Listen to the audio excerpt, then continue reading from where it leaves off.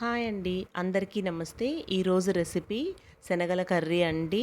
బుడ్డ శనగలు అని కూడా అంటారు కదా. ఇప్పుడు ప్రొసీజర్ చూద్దామండి. ఎప్పుడైనా మనం మర్చిపోయినప్పుడు ఇలా వాటర్ని పెట్టుకొని బాగా మరుగుతున్నప్పుడు అందులో మీకు ఎన్ని శనగలు కావాలో అన్ని శనగలు తీసుకోండి. వాటిని ఓవర్ నైట్ నానబెట్టాలండి. ఎప్పుడైనా మర్చిపోయినప్పుడు చెప్తున్నాను.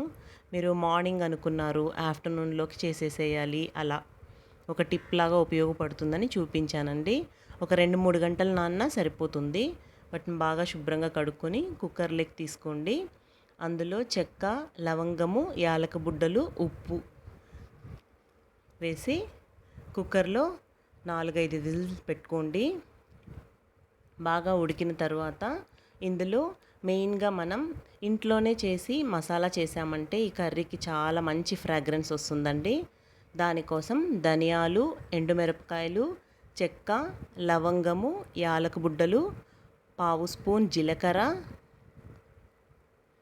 పావు స్పూన్ సోంపు, పావు స్పూన్ మిరియాలు వేసుకొని లో ఫ్లేమ్లో ఫ్రై చేసుకోవాలి, కలర్ చేంజ్ అయ్యేంత వరకు. మిరపకాయల్ని మీ కారానికి తగ్గట్టు, అంటే మీ మిరపకాయలు చాలా కారం గలవైతే ఇక్కడ నావి బాగా కారం ఉన్నాయి, అందుకే 4-5 తీసుకున్నాను. దాన్ని బట్టి తీసుకోండి మీరు.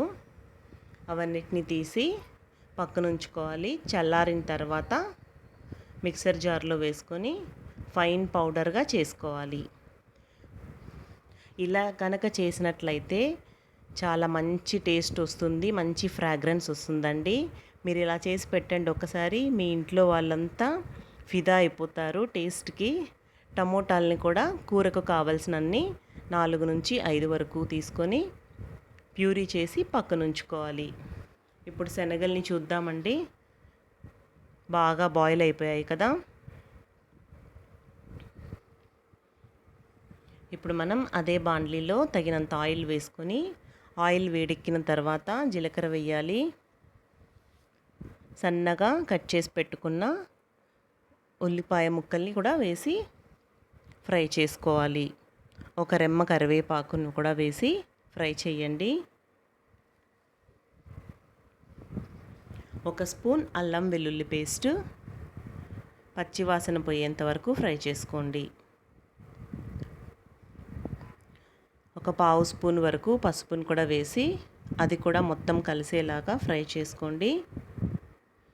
ఇప్పుడు మనం ముందుగా టమోటా ప్యూరీ చేసి పెట్టుకున్నాం కదా, అది వేసి బాగా ఫ్రై చేసుకోవాలండి, ఆయిల్ బయట వచ్చేంత వరకు. కూరలు ఎప్పుడు బాగా ఫ్రై చేసుకుంటేనే అండి, లేకపోతే పచ్చివాసన వస్తూ ఉంటాయి.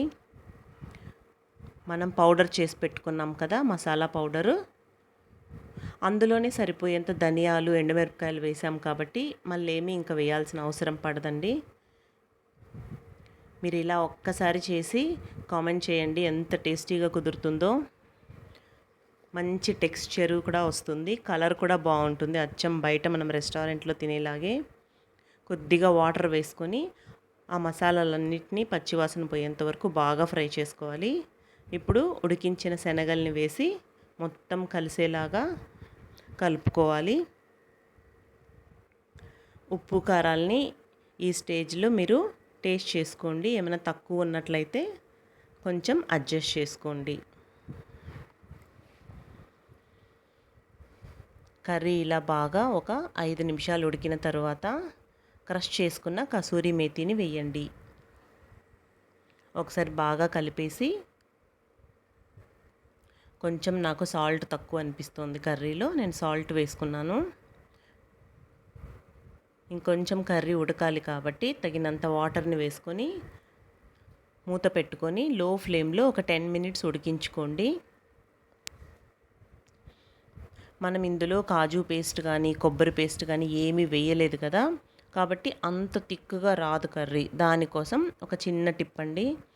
ఇలా పప్పు గుత్తి కానీ మ్యాషర్ని కానీ తీసుకొని కొన్ని శనగల్ని మీరు అలా మ్యాష్ చేసుకోండి. అన్నిటినీ చేసేయకండి, లైట్గా. లేదు, ఒక 10 శనగల్ని మిక్సర్ జార్లో తీసుకొని ఒక పల్స్ ఇచ్చారంటే మెత్తగా మెదిగిపోతాయి, అది కూడా కలుపుకోవచ్చు. అలా కూడా గ్రేవీకి చాలా థిక్నెస్ వస్తుంది. మూత పెట్టి ఒక 5 నిమిషాలు ఉడికించుకున్న తర్వాత కూర రెడీ అయిపోతుంది. మనం ఇంకా సర్వ్ చేసేసుకోవడమే అండి. ఈ విధంగా మీరు ట్రై చేసి ఒక్కసారి కమెంట్ చేయండి మీకెలా కుదిరిందో. ఛానల్ని ఫస్ట్ టైం చూస్తున్న వాళ్ళైతే సబ్స్క్రైబ్ చేసుకోండి. మీ ఫ్రెండ్స్ అండ్ రిలేటివ్స్కి షేర్ చేయండి. థ్యాంక్స్ ఫర్ వాచింగ్ అండి.